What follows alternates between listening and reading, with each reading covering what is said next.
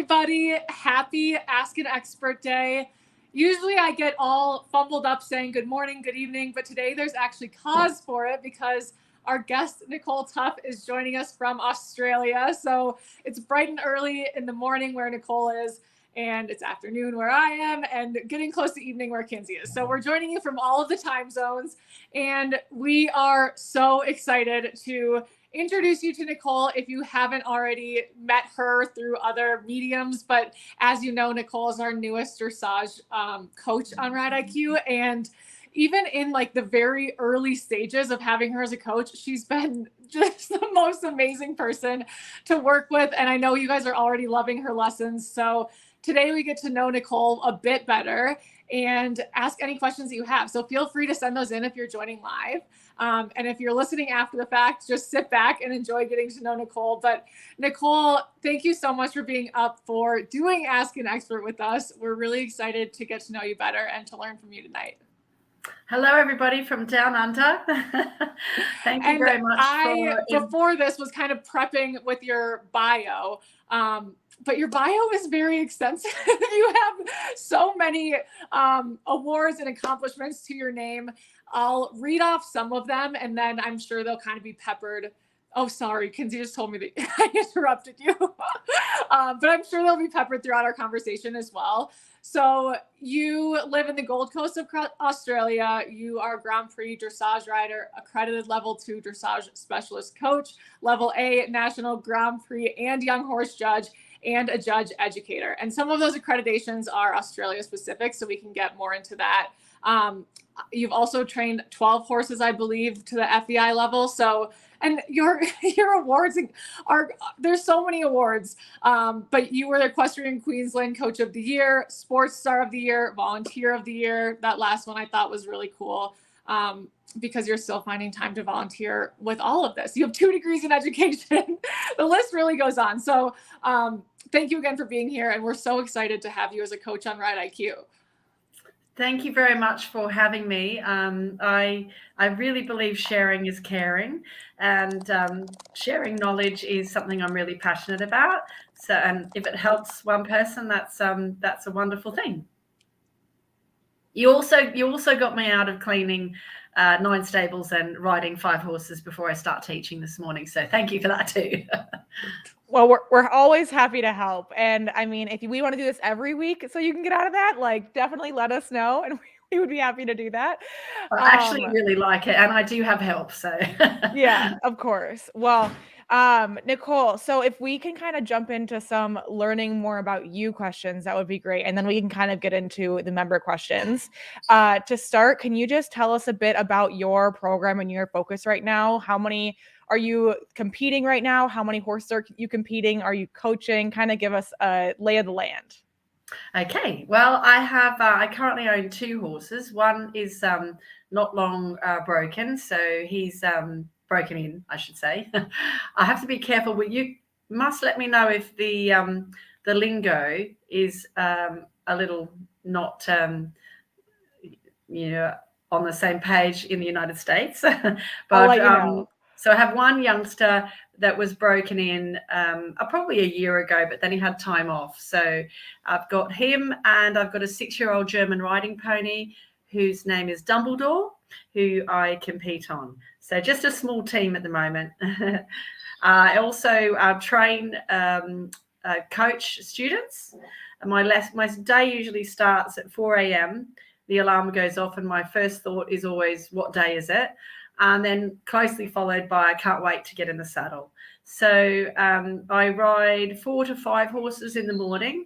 I've already mentioned I only have 2 of my own, so the others are clients' horses. And then I start coaching at 10:45, and then I usually go through till 5. And then inside, when I come inside, I write some articles for Equestrian Hub magazine. I usually do some, we have some Zoom meetings occasionally here in Australia with the judges. And yeah, that's usually my day. That is a long and busy day. You are superhuman, but not at all unexpected just based off everything we've learned about you.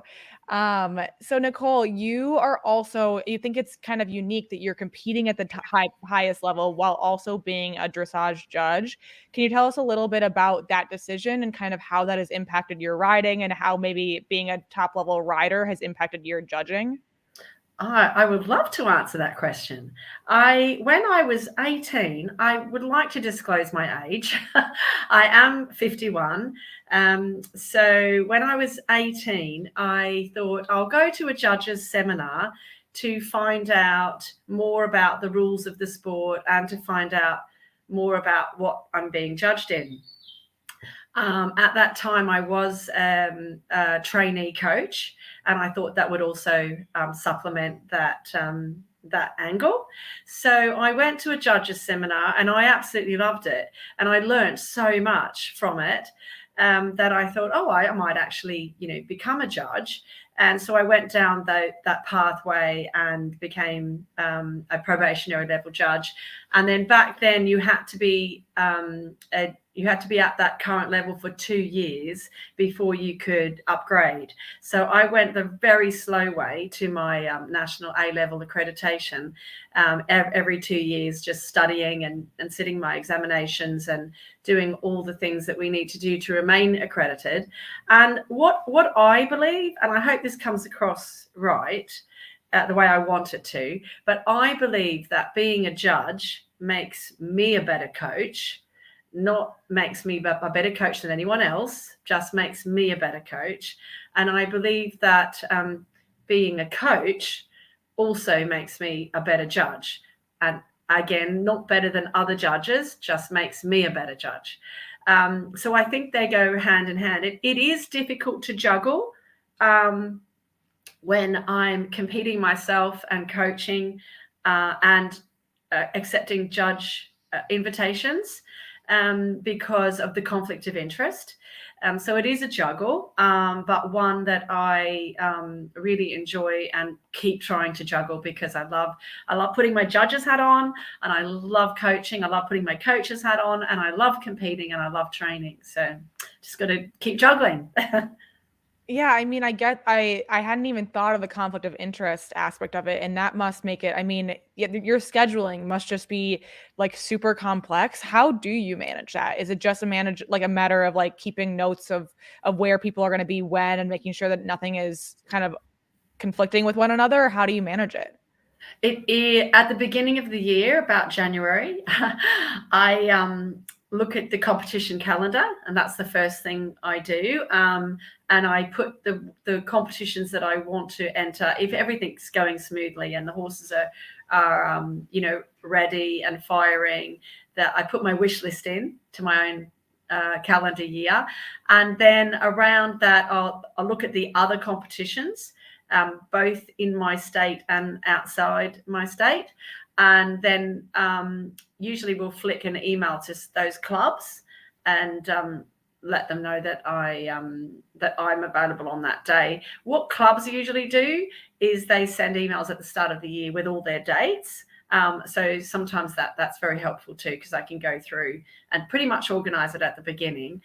And then come a few weeks before the competition, the organizers send us the draw, and we get to, just check that there's no conflicts of interest.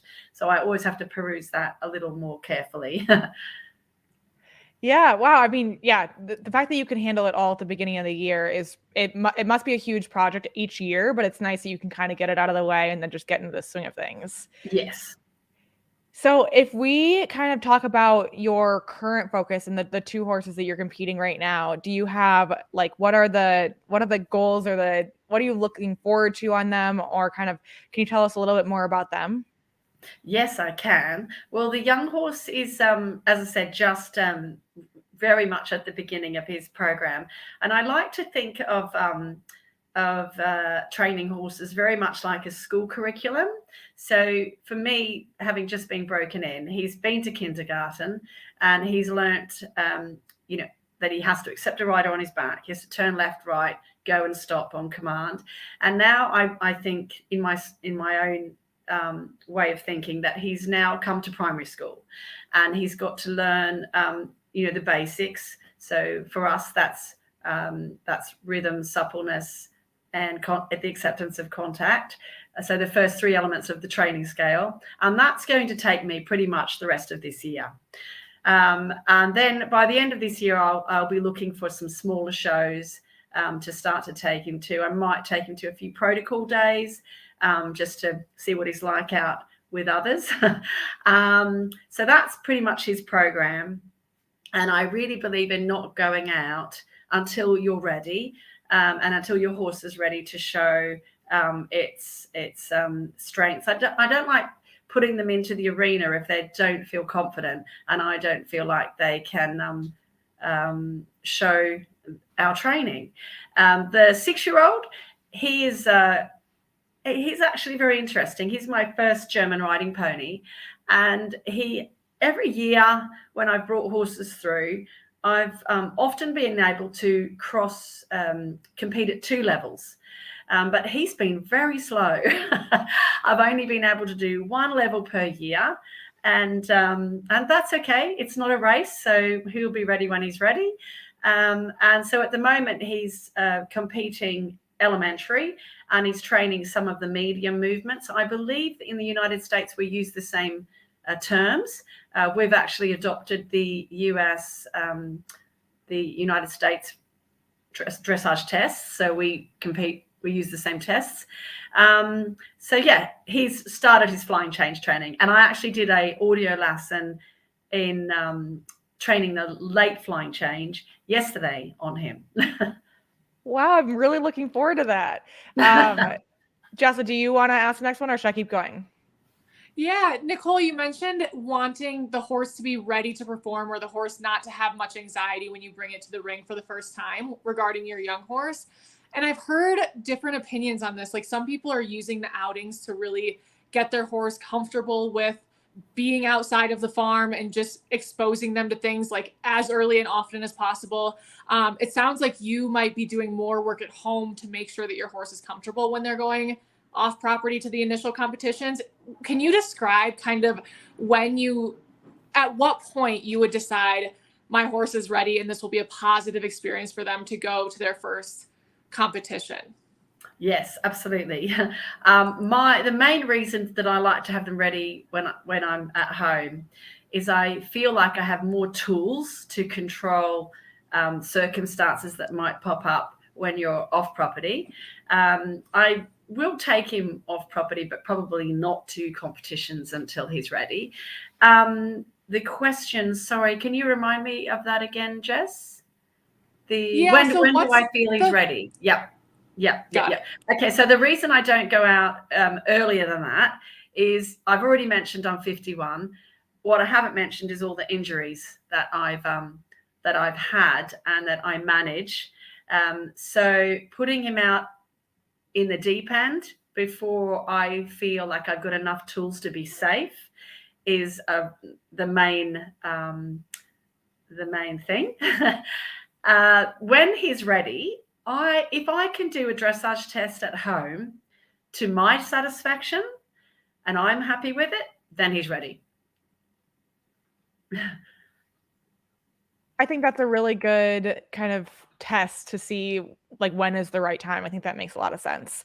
So if we can kind of jump into your expertise as a judge, we received a lot of questions kind of in this realm. And I think then we can later on go to kind of more coaching or riding related questions. But if we can kind of start with something a little bit, I guess, more broad, is just, are there general things that you see people at the lower levels, at general mistakes you see people at the lower levels making that lose them points, that you're like, if you could just make that little adjustment across, like, and then you're seeing it a lot, and like little adjustments people could make in order to improve their scores? Yes.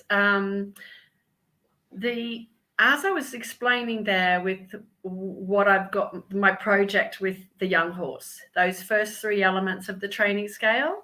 So there's rhythm, and then there's suppleness and contact. And those 3 elements are what the judges are looking for at the lower levels, that the horse is consolidated and understanding of those first three aspects of the training scale.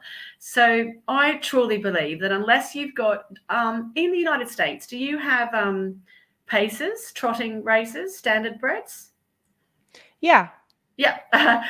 So they're taught to trot quite differently, you know, in not in a diagonal pair. So I've always believed that unless you have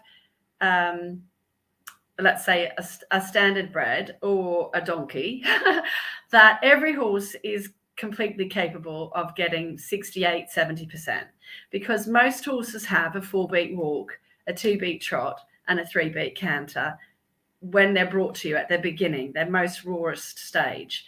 So then if the horse is capable of that in their natural state, then training should bring that out and make that more possible and not less possible. The most common mistakes we see at the lower levels are to do with those first three elements of the training scale, and probably more often than not to do with contact and the acceptance of contact, and how we ride the horse from the haunches over the back to the bridle. I think it's much... I did do another audio lesson on introducing the half halt and the importance of understanding the seat aids, the leg aids, and the rein aids, and the interconnection between those aids. And the hardest thing, honestly, to do when we're learning to ride and ride dressage and at the beginning of dressage is to use our core for its job and not to use the rein aids for the core's job. So often people use the rein aids for a lot of extra things than their actual job. And I find that the rein aids are often used in an overused way, or a backward way, or a fiddling type of way that interferes with the horse's acceptance of the contact and the way they engage their bodies. And then it also interferes with the quality of the walk, the quality of the trot, and the quality of the canter. The suppleness, this is to do with the natural crookedness of the horse and training their stiff side and their supple side in a way that they become more ambidextrous, which is very hard if you've never tried to write with your left hand and you're right-handed. Did I answer that question? You definitely did. And I love the word that you used, fiddling with the reins, because you see that all the time in this like desperation to get some sort of submission. But really, I mean, what you're saying is that's not the place to go for that. And that really happens in training, not while you're performing necessarily. Like, that's preparatory work that will get that to happen. But that's really helpful to know that those are kind of the three fundamentals that you're judging based on. One thing that I would love to learn from you, and you actually helped us, you made a post about this conversation that we're having, and you mentioned talking about score discrepancies. And I'm so interested to hear how you approach score discrepancies when there's multiple judges, and if there are efforts being made to make those scores more congruent with one another, or if it's totally okay that there are discrepancies and it's because of like the different view people have. Or, I mean, just give us your take on score discrepancies and how riders should be interpreting those as well. Great. Well, score discrepancies are part of dressage. And to the judges, we absolutely dislike getting them as much as riders dislike getting them or receiving them.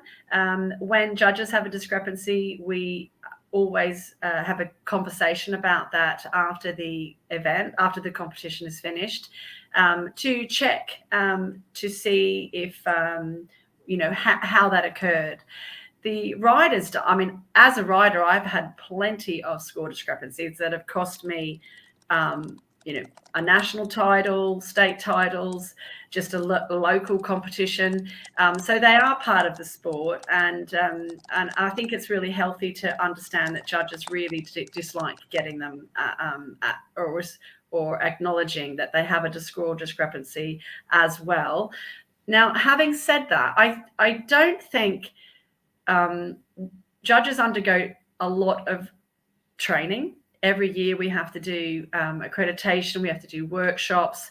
So they certainly spend a lot of time, educating and keep making sure that our eye stays tuned and that, we're all judging horses against the training scale. The other thing to mention, I've just lost my train of thought, discrepancies, subjectivity. Oh my goodness. This happens to me all the time. And we can always come back to it too, Nicole. Like if it comes to you, feel free to interrupt us. Oh yes. Oh, I'm really annoyed because it's right there, and I just and it was really an interesting. Oh, that's right. I remember now. Okay, there's a reason why judges are placed in different areas of the arena. So the judges on the center line have a very good view of the straightness of the form and function of the horse on the center line. They have a very good view of the bend and the lateral suppleness of the horses if they're coming towards them in half passes. They have a very good view of the frame and the quality of the pace every time they go across the school. And then the long side judges have a better view of straightness on the diagonal line, so they can pick up tracking or over tracking or under tracking of walks or extended trots or the scope in the canter. So there's a reason why judges are placed in different areas around the arena. And I would hate to think that judges are so scared of getting a discrepancy that they all just stay around this safe marking zone. So I judged a few months ago down at a interstate competition, and I loved what I was seeing, and I was giving some 8s and 9s, and I would hate to think that a judge would be too scared to go that high in case their co-judge wasn't being quite that courageous or quite seeing the same quality. And so that judge I stayed low, so I didn't get a discrepancy. I think we have to be brave in what we see and really reward what we enjoy watching. And because it's really hard, dressage is. I heard Cara Whitman, who is a 5-star Canadian judge at a masterclass, she once said, dressage is easy unless you want to do it well. And then it's really, really hard. And I think as a judge, when you see something that's performed well, and as a coach, you know how hard it is. And as a rider, you know how hard it is. When it's done well, I've given plenty of 10s. Well, 5 10s. That's not plenty. That's amazing that you remember how many you've given. And I think what you're saying is so important, where judges just need to have conviction in what they're seeing and what their opinion of it is. Because, I mean, yeah, we need to celebrate the wins in a movement, and also understand when they're not going as well. So kind of on that same topic is geometry. So we just got a question in chat kind of related to circle geometry, and just how have you yourself as a rider and also as a coach, how do you recommend that riders really start to nail their geometry? Because I think that's a really common way that people are losing points. And then especially like circles, if you have any tips on how to really get the best score out of a circle. I do. There is a very high degree of difficulty in being on the prescribed lines. You do receive more marks for being on the right line, and you do lose marks for not being on the right line. And that is as it should be, because it's actually really difficult to be on the right line. And I have a few tips. Practice riding accurately. Don't just save your accurate riding for when you go up the center line at an event. Really practice riding accurately, because it helps. And if you practice it, there's enough to worry about and think about before you go into your dressage test, one is where am I going? So one is the actual remembering the test. And then two, remembering to connect your horse, do your half halts, look up, where am I going? And the one thing you don't want to be thinking about is how do I do this accurately? That should be the one thing that's absolutely subconscious, like driving your car. So if you can practice riding accurately, and that's one thing you don't have to remember to do, and it just comes naturally, then that will make that a lot easier. The other thing is I use my imagination a lot when I'm riding. When I was first riding or training in dressage, I trained in the middle of a field with no fences and no letters. And I got really good at riding the same arena, knowing where my letters were. So if I was to go out and warm up in the middle of a field, I would be able to do an accurate rectangle with accurate diagonals and accurate center lines and the same center line every time I went up in the middle of a field. So I don't recommend that. It's much easier to learn to do it in a dressage arena with letters. But my point is I got better at imagining my arena. And how I did that was I imagined that the dressage arena was an Olympic size swimming pool with lanes, lane 1, 2, 3, 4, across to 8. And when I go up the center line, I imagine I'm in lane 4. And horses like to drift. So I'll often say, if your horse starts to change lanes, that person in lane 3 or 5 is going to they're going to say a few words or give you a bit of an elbow about staying in your lane. So the moment they start to change lanes, you can make a correction. And the other thing, so that's one tip. So when I'm out on the long side, I imagine I'm out in lane 8 and I want the horse to look a little bit in lane 7. And when I'm on the center line, I'm in lane 4. When I'm on the quarter lines, I'm either in lane 5 or 7 or 3. So I think about those as being lanes. And even as far as coming up to doing a line of sequence changes at FEI level, 3 or 4 time tempi changes across that diagonal line, I think of being in my lane.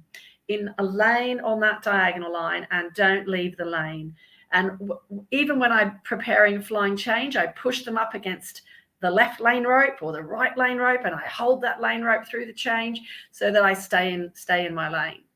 The other thing is every circle I ride, I think about having 4 checkpoints.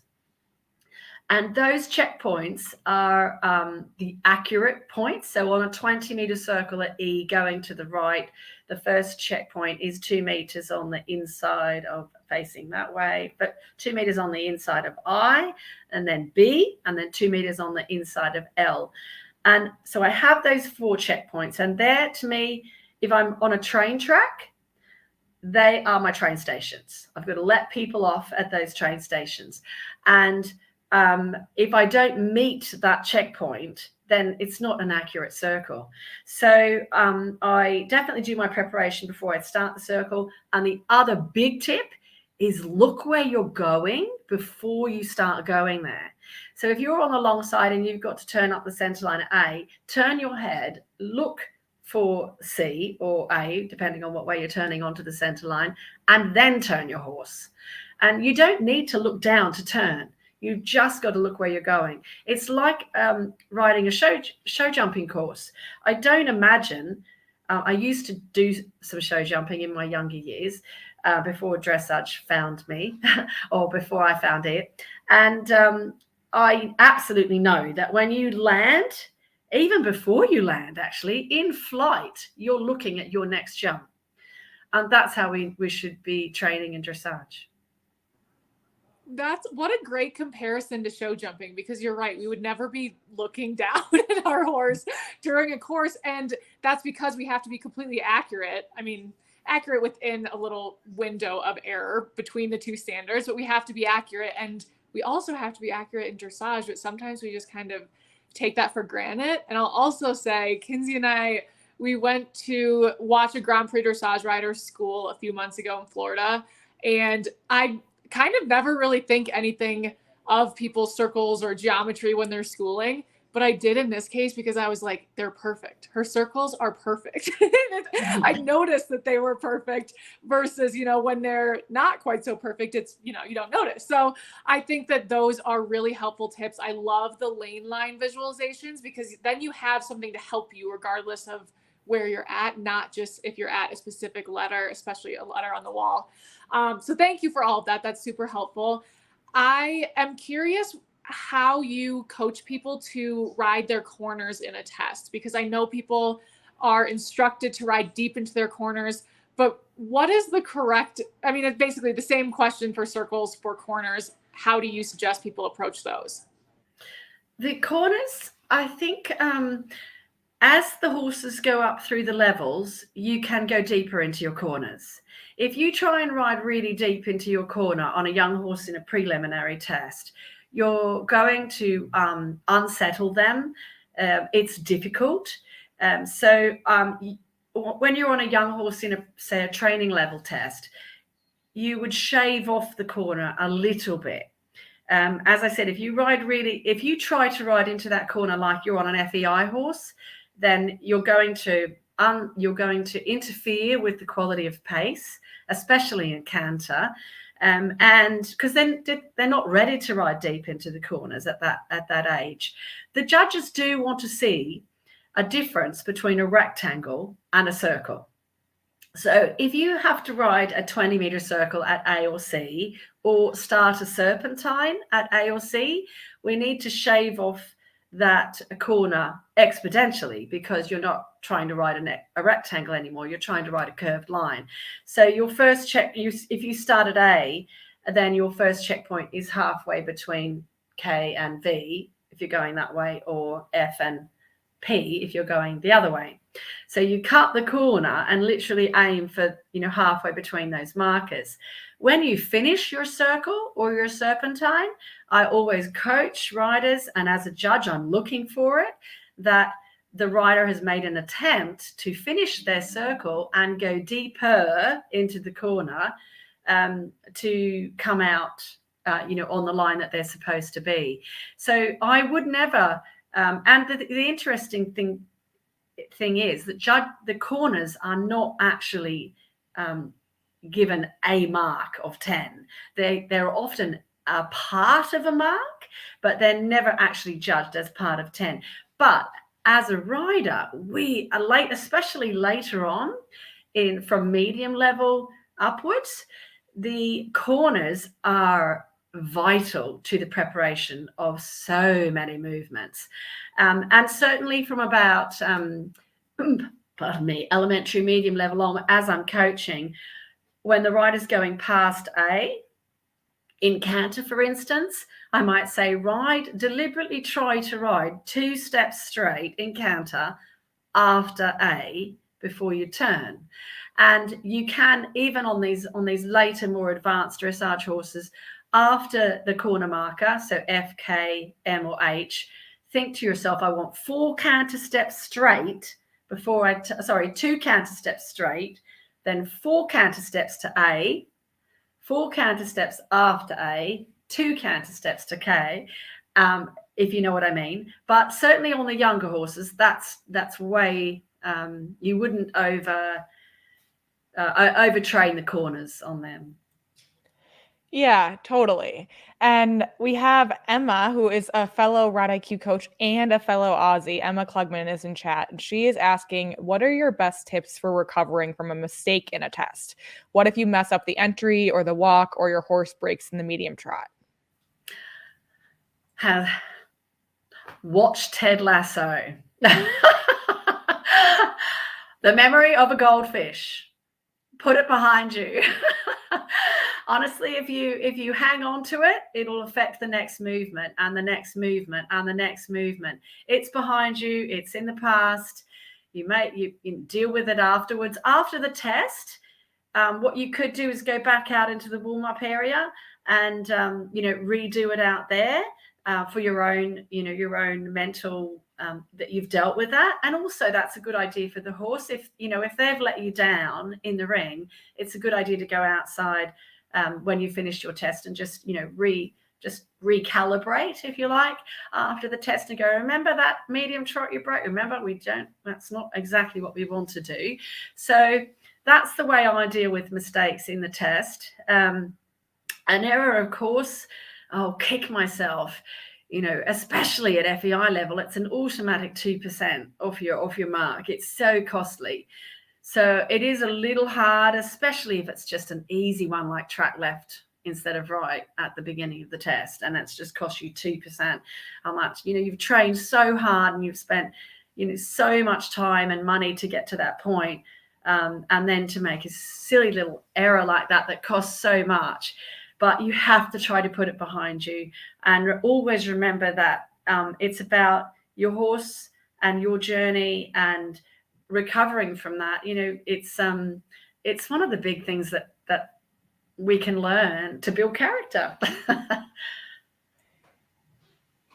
Yeah. And so, sorry, Jessa, not to talk over you, but I have a follow-up. When you do have somebody who is having difficulty with their horse in the arena, as a judge, is your preference that they power through and try to make the most of it, or that they use it as a training opportunity? Oh, this is a very controversial question. I think every judge will answer that differently. I am a coach and a trainer, so I absolutely don't mind if riders use it as a training opportunity to recalibrate the horse, to say, that's not acceptable in the competition arena. Horses get very, very good at training their riders, and they can get ring smart. So and riders, there's performance pressure and there's anxiety about being judged by, judges, let alone people on the sidelines watching.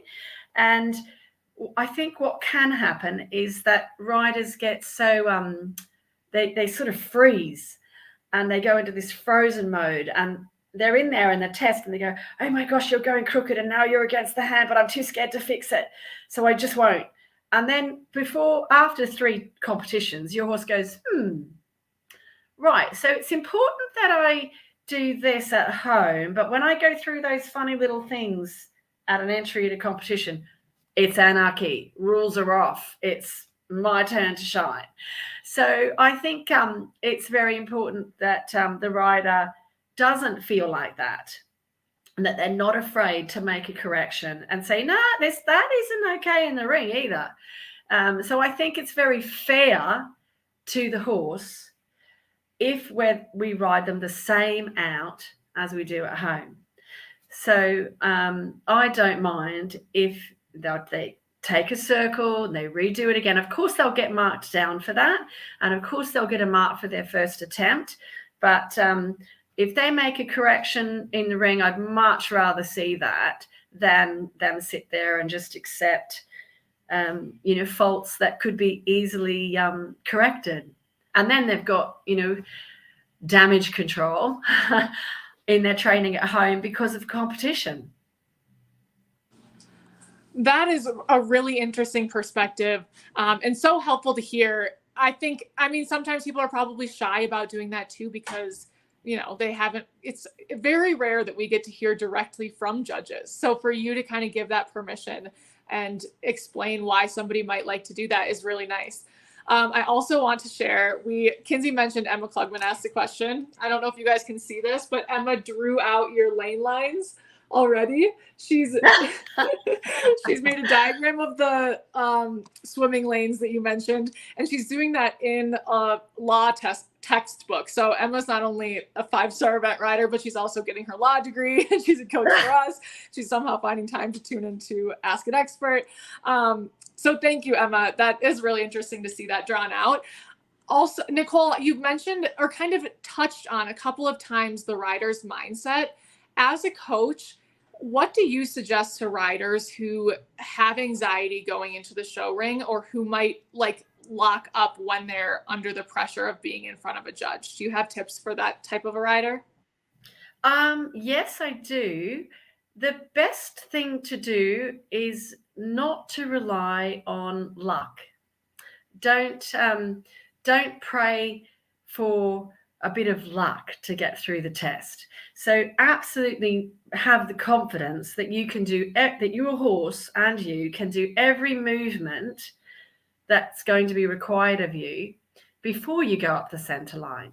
So often when I travel around the country doing clinics, a rider might come and say, I've never met them before, or their horse, and they want to start doing fine changes. And they don't have the prerequisite, and they'll say, oh, I've got a test this weekend with that's probably a bit extreme actually, but I have had a rider come and say, I need to learn Traves today because I've entered an elementary test this weekend. And I was, okay, well, let's start with leg yielding, and couldn't leg yield. There were problems with the leg yielding. There was problems with the horse's understanding of the leg yielding. So leg yielding is the kindergarten of lateral work. Then we teach them shoulder in, and then we teach them Traves. So if you can't do a leg yielding with the horse's understanding, then you shouldn't be trying to do an elementary test that weekend when there's a Traves in it. So certainly I think your nerves will be much higher if you're going around the outside of the ring thinking, I might not get my left canter because I don't get it at home. So if I'm not getting my left canter at home, what's the chances of you getting it out at a show? It's smaller because we have other things. We have white noise happening at a show. You've got people warming up. You had to get there on time. You've got judges sitting around the outside tables. There's a lot of external interferences that already impede you from being able to do what you do at home. So for me, when I do a test at home to my satisfaction and I'm comfortable that the horse knows its job, and if I can reproduce that out at a show, I am over the moon, absolutely over the moon, because of all those things that could interfere with me being able to do as good as I can do at home. And I think a lot of riders want to do better than they do at home. They think, oh yeah, that was okay, but I'm going to do better at the show. You're never going to go better at a show than you are at home. So if you're really confident in what you're able to do at home, then just try to reproduce that. And if you can do that, pat your horse. Did I answer your question? Absolutely. That's good. I think that was really helpful. So the next question we got is about the sitting trot. What are your recommendations on mastering sitting trot, how to introduce it, and also when the test offers the opportunity to do rising or sitting trot, how should you make that decision? Yep, great question. I have a little story to share. When I was 16 or 17, we had to, not 17, because in 17 we could graduate to top boots, but under 17 years of age at Pony Club, we had to wear short boots. And I always struggled with sitting trot. And we were in a rider class at a show, and I thought, I was struggling with, now looking back on it, I couldn't sit trot because I was gripping with my knees. So my feet were bouncing in the stirrups. So I was lucky to be able to, that my foot kept landing in the stirrup. So I thought, don't want to lose my stirrups in my rider class. Got an idea. I super glued my boots to my stirrups with super glue. It worked really well, but I didn't think about how I was going to get off my horse. So I had to actually take my feet out of my boots to get off the horse, and then get a knife and try to scrape through the super glue to get my boots out of the stirrups. But I do not recommend that. But I do remember thinking, I'm never going to be able to sit trot, ever. It's never going to be comfortable. I'm never going to be able to do it. And now I prefer it. So my tip to learning it is, the horse has to be ready for it first. Rising trot is wonderful for young horses, and because their backs aren't strong enough. And when the horse isn't over the back, they are harder to sit on. than when a horse is through and connected and over the back. Their backs are easier to sit on or nicer to sit on than a horse that's above the bit and resisting or whinging or complaining about working. Their backs aren't as easy to sit on. But it's a catch-22, isn't it? Like to get them over the back, you've got to sort of sit, trot, and push. But it's hard to sit on their back when they're not letting you in. So that's a catch-22. One of my greatest tips is a long monkey grip. They're about 35 centimeters long in Australia. They're legal, and if they're not legal in the United States, then just train with one. You don't have to compete with one, and in fact, you don't really use them in competition unless your safety is in questionable. But they're really helpful, and if you can just get a forefinger and thumb under a long one and still hold your reins. And what I do is what I recommend to students is when you're learning to sit trot, you will grip. You'll probably grip with your upper leg and your knee. But that is not helpful to learning to take the trot up through your tummy and up through your back, and keep your hips nice and loose, and keep your knees loose and your heels, the weight in your heels. So if you hold the grip and you pull it up, like up to the sky or the roof, then you'll be pulling yourself down. So if you're going to grip somewhere, use a grip, and it won't help. You won't be gripping with your legs. And the other benefit of the monkey grip is certainly when you're learning, as I mentioned before about the reins, it helps to steady your hands so you can't fiddle with them. It also stops the horse from pulling the contact, from pulling your hands forward and your upper body forward. So it stabilizes your trunk and your posture. And it also stops you from pulling back. You can't pull back when you have the monkey grip. So I always say to people, when we get on our horse, we should make a pledge to them. We should say, I pledge that I will never pull back unless it's an emergency, but I will never pull back. But you have to pledge that you will never pull my hands forward. So we have this like acceptable range of where my hands are. So that is another benefit of the monkey grip, but it has to be long. A short one is not helpful. Sitting trot. Oh, so the other part of your question, when the option is there to sit or rise in a dressage test, the answer is, where can you show the trot better? If you can show the trot better sitting, go sitting. If you can show the trot or the medium trot better by rising, go rising. The judges will not give you less or more marks whether you're sitting or rising. It's irrelevant to them. So just choose the one that allows you to show the trot and that your horse is comfortable. It's silly to sit trot in a medium trot if you have the option of rising, if it upsets your horse and actually makes their back stiff and makes it go, oh my gosh, you're not ready to sit trot, you need to do some more work with the monkey grip. So yeah. I looked up what a monkey grip is while you were talking. I don't know if we call it that in the United States. If we do, I missed it. I grew up with one though. So if anybody else was curious, it's the strap that you can put right in front of the pommel of your saddle. So it's like pretty short. It's located different than where a neck strap would be, but it makes complete sense as you're describing it. Are there any other tools that you use in training a rider's positioning? Like having that monkey grip is really helpful. Is there anything else that you add to a rider if they need to correct like posture, or I know super gluing the boots to the stirrups is a last resort, but anything like that you add in if somebody needs to adjust their riding posture? Yes, there are a few things. If it's safe and the rider tends to tilt forward and have their lower leg drifts back towards the flank too much, you can get a zip tie, and you tie from the girth from the girth buckle to the stirrup, with enough room that it's, that they can get their leg back into position or not. So that's one tip for the tilting forward and legs going back one.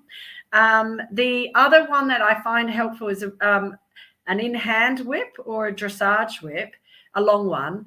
And I put it, I'm going to try and stand up a little bit here. And I tend to put it behind their elbows here and just behind there with the whip. And that opens up the sternum and brings the riders back into this nice straight posture. Because I always say, there's a reason Debbie McDonald, who's like 4'10", I've met her. I've had that wonderful opportunity to have lessons from her and work with her. But there's a reason why she can ride that beautiful 18-hand Brentina through the World Equestrian Games. And there's a reason why Debbie can ride against Carl Hester or, a tall man in dressage. And that's one of the things I love about dressage. It doesn't matter what shape you are. It doesn't matter how old or young you are. It doesn't matter if you're rich or poor. It doesn't matter. In basketball, if you're not 5'10", forget being good at basketball. In swimming, if you're not, a certain shape, body shape and body type, then, why are you going to try and go to the Olympics and, do the 100-meter freestyle? If you're 6 foot tall, you're probably not going to be a ballerina. So that's one of the things I love about dressage is that it doesn't matter. All those things I've mentioned. I've really gone off topic. What were we talking about? What tools that you use for your students that have that like to help them. You were showing like the I behind the remember shoulders, now. behind or in front of the elbows. Yeah. So my point is, you don't have to be strong to weight strong.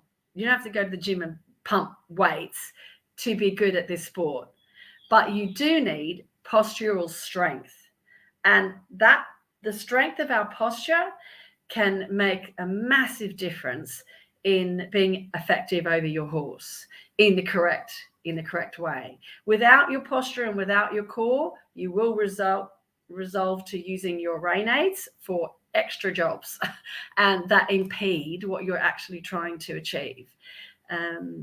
So that was my point. Oh yeah, so that tool about the whip behind, I'll often get my riders to do one walk lap around the arena, one lap each way with that there. And I'll say it's about training muscle memory. So if you just do a walk lap with that whip there, one lap around the arena each way, and then every time you get a chance to think about yourself when you're riding, because there's a lot of things we've got to try and remember.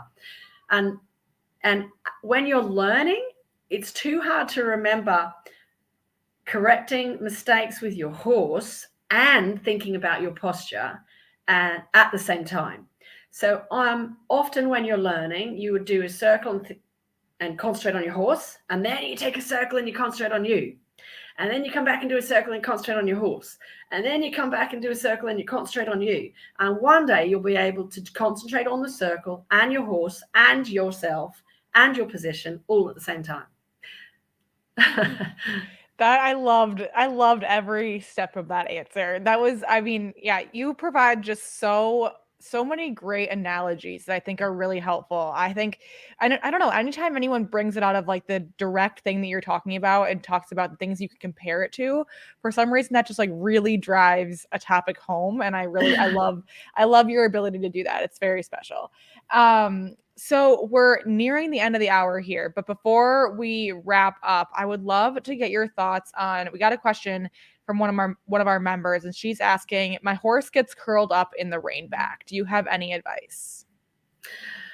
The rein back is a wonderful movement. It's a wonderful training tool, and it's the biggest, whatever your horse is doing wrong forward, it's more exaggerated going backward. So if your horse tends to go a little bit crooked to the left, when you do a rein back, they're going to go really crooked to the left. If your horse tends to come to lean on the bit, when you ask for the rein back, they're going to lean exponentially on the bit. If they tend to hollow, they'll hollow more in the rein back. So everything that you're having a problem with going forward is more exaggerated in the rein back. So if you can actually fix that problem or address that issue in the rein back, when you go forward, you'll probably not have that issue. So your question was that the rider was having the issue of the horse curling in the rein back. Then what without seeing it in front of me, what I could visualize going forward is that the horse isn't quite accepting of the contact going forward, and might be one of those horses that's a bit shy and tends to hide from the contact. So that's more exaggerated in the rein back, and they drop the bit and just go, and they might speed up going backward too.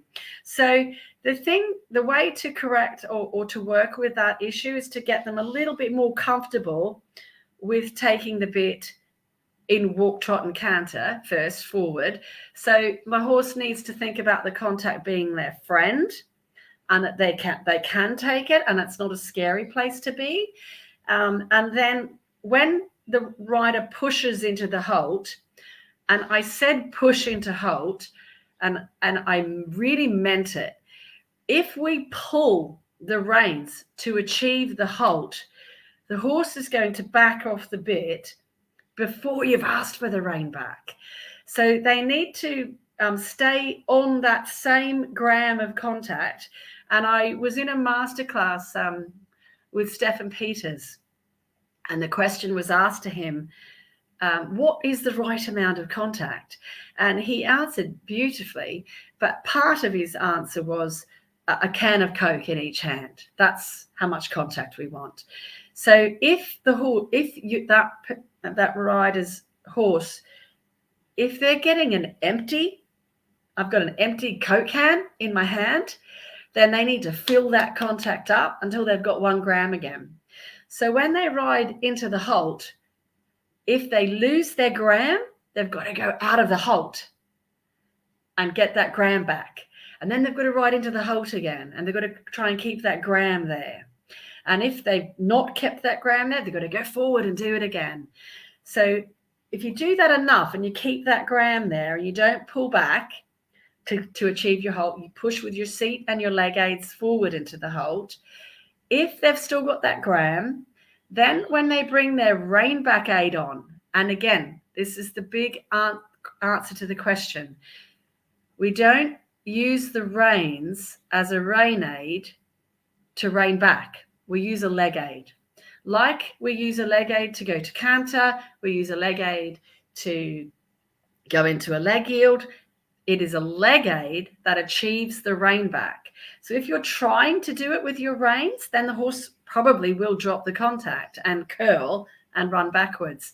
So if you have that gram of weight in your rein in the halt and it stays there, then bring your legs slightly back, and your coach might say lighten your seat a little bit, but use not your rein, so a combination of your seat and leg aid to achieve the rein back. And the moment the horse comes too empty in the hand, so backs off the gram, go forward again. That's the mistake. So, and they learn through repetition by doing it over and over and over again, you'll get their confidence, and you'll say, I want the same contact going in that retrograde movement that I have when we go forward. It's not different. It's the same. Did I answer? You did answer it. And what a helpful checklist item there. Like, do I have that Coke can in my hand or not? Use my leg. If not, and get it back.